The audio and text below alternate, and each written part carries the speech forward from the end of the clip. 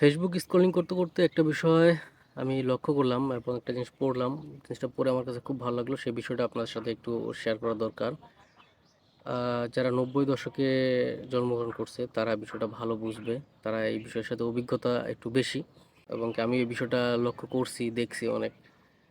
আর বিষয়টা হলো যে যারা ৯০ দশকে মেহমান আসতো বাসায়, তো তারা জিজ্ঞেস করতো যে, "আপনাদের বাসায় নামাজের জায়গাটা কোথায়?" তখন দেখাই দিতাম যে নামাজের জায়গাটা এই জায়গায়। কিন্তু বর্তমান সমাজে মেহমান আসলে জিজ্ঞেস করে, আপনার কাছে কি চার্জার হবে? টাইপ সি বা টাইপ বি চার্জার হবে?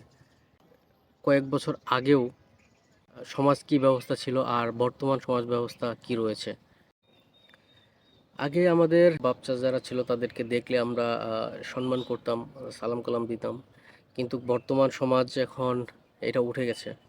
এখন দেখা হইলে জিজ্ঞেস করে, হাই, হ্যালো, কি অবস্থা ব্রো? হ্যাঁ?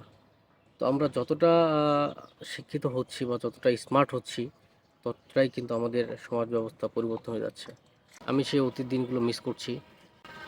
৯০ দশকে যারা তারা এই দিনগুলো আসলে অনেক মিস করবে। এই দিনগুলো ফিরে পাওয়া আর যাবে না।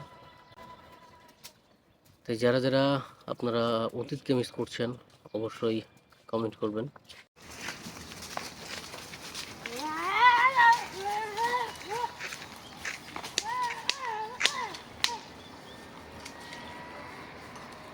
আমি অতীত বিষয় নিয়ে ভিডিও করতে করতে আমার পাশ দিয়ে একজন ভদ্র মহিলা অনেকগুলো গাভী নিয়ে যাচ্ছিল। এই দিনটাও অনেক মিস করি। যখন আমি গ্রামে ছিলাম তখন এই দিনটা আমিও অনেক ফেস করেছি। আমাদেরও যখন গরু ছিল আমি এভাবে মাঠে নিয়ে গেছিলাম। তো এখন এই দিনগুলো খুব মিস করি। তো এই জিনিসটা দেখে আমার কাছে খুব ভাল লাগলো। মন চায় অতীতে ফিরে যাইতে, কিন্তু সেটা আর সম্ভব না। যদি সম্ভব হতো তাহলে অতীতে ফিরে যাইতাম। ঢাকা শহরে মূলত এই দৃশ্যগুলো দেখা যায় না, তো চোখে পড়ে গেল তাই আমি একটু ভিডিও করে নিলাম। গ্রামগঞ্জের এই দৃশ্যগুলো প্রতিনিয়ত দেখা যায়। আর এই দিনগুলো বা এই স্মৃতিগুলো খুব মিস করি। মন চায় সেই স্মৃতিতে ফিরে যেতে, কিন্তু চাইলেও আর সম্ভব না সেই দিনগুলোতে ফিরে যাওয়া।